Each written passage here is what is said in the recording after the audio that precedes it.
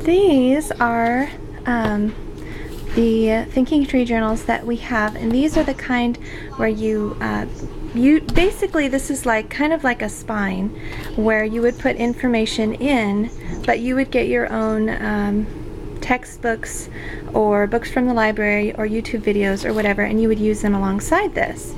This one is my 5-year-old's, and she, as you can see, she does a little scribbling in it. There's logic puzzles that you can help them with, and draw anything, and reading. And right now I'm reading to her, and then she can draw like a little picture, or I'll draw a little picture with her. And they have a little movie time page where they can draw a picture of the movie, and you can write for them, or they can copy what you write. I like sometimes writing something really faintly in like a pencil, and then she'll color over it. So you can use these pages however you want. You could do the writing for them, or they could practice, and you could do 1 or 2 pages a day, or you could do more depending on what their interest level is and how long they can work without getting exhausted. So these are very open-ended, but they give a structure. So I really like spontaneous learning. This one, my 8-year-old, who's 8 now, completely finished this one. But as you can see, it's very colorful what she's got going and the different things that she did. And then as they've gone through them, they've obviously improved every time, and you know, they get interested. And their favorite page is probably the movie time. But it has writing in here, and then a lot of times when I'm reading aloud, that's when they'll do their coloring time or something. So we kind of plan it that way. This one is what my 8-year-old is currently doing, and this one we do together. So for instance, with this story page, I wrote a line and then she wrote one, and we kind of made up the story together. And the same thing, I'll write some of this for her, or you know, we'll color some of the pictures together. And she's the middle child, so she likes having a little extra mommy time. So, but you can really use these however you want, depending on the level of what your child's level is and all. But the fun part is that even though the pages repeat in here, they have different pictures, and they kind of go in a slightly different order. So it's sort of surprising and fun and enchanting to open your book and have a new thing to do that you haven't done before. Here's like a little math page. Oh, I love this. Color the faces that show how you are feeling today, which is good for the mommy too, and just talking about what's going on, or you know, if somebody's sad or feeling lonely or really happy about something, you can talk about things.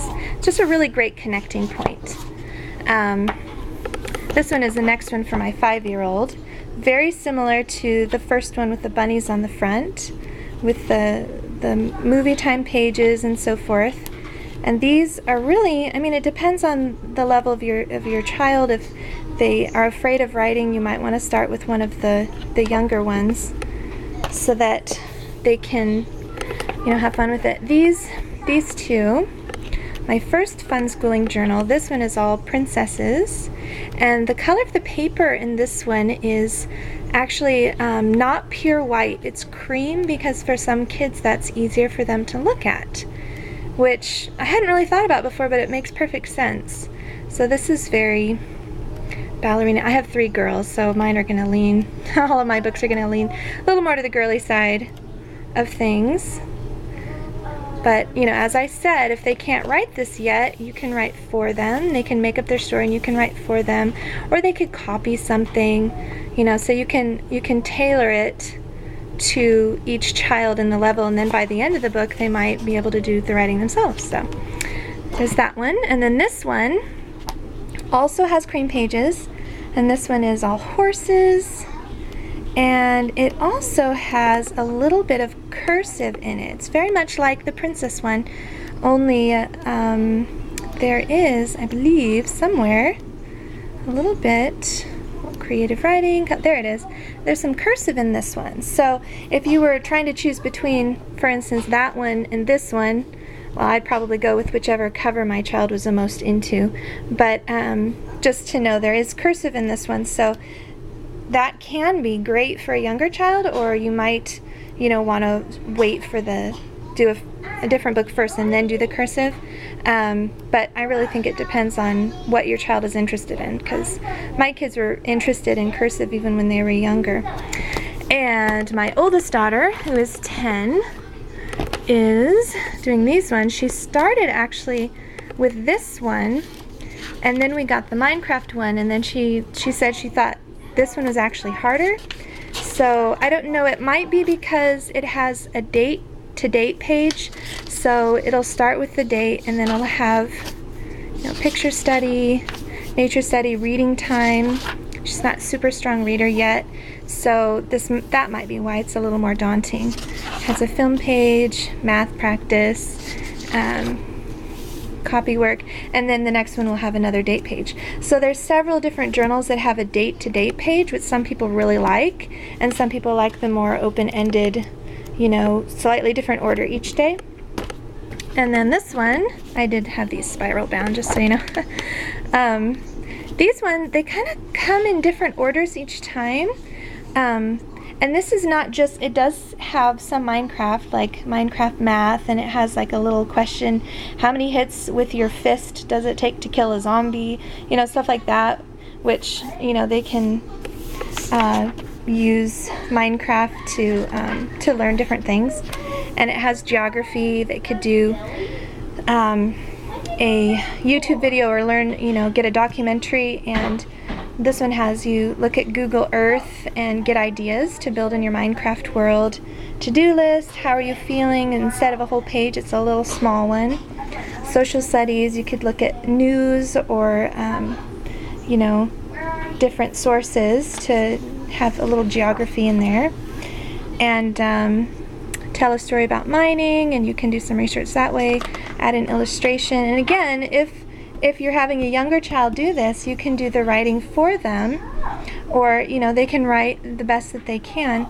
And it's okay if they spell stuff wrong. This doesn't have to be all perfect. It's all a learning process. So, you know, it's important that they know that it's okay to use it. Backyard science, walk, nature study, art and logic, comic strip here. There's several other books that have kind of a comic strip idea and different kind of writing prompts and such. Spelling time, core subjects. It's like reading from your different books. So you could take basically any curriculum you already have, add this book to it for the workbook parts of that. Instead of answering the questions in the back of your textbook, you could answer questions in here and just kind of jimmy around how you're doing it, but still use your same curriculum. Or you could go to a library and find your own books and put it all together yourself that way. So as you can see, there's a lot of different pages, different types of pages. They're you know, they do repeat, but there's also enough variety that it keeps it kind of exciting for the kids. And the logic, and they have the reading time again, and backyard nature study, and those again. So they repeat throughout the book. And then the one that you would get would not be color. These do have color pictures. They're in grayscale when you would buy it. And they have the little, I don't know if I saw that, little movie time page and different stuff. So anyway, she actually likes this one better and does probably about 2 pages a day, but we have other things that we do too. So you know, it just depends on what we happen to be doing that day. If I'm reading out loud, a lot of times that's when she does the coloring. And there's a plain one. So anyway, there's those. These are all the journals that you can really build your own curriculum around, or you can use them in the summer or some other time if they're more independent. If they're strong readers, they can really use them completely on their own and add in their own stuff to these. So that is one way to use the Thinking Tree books.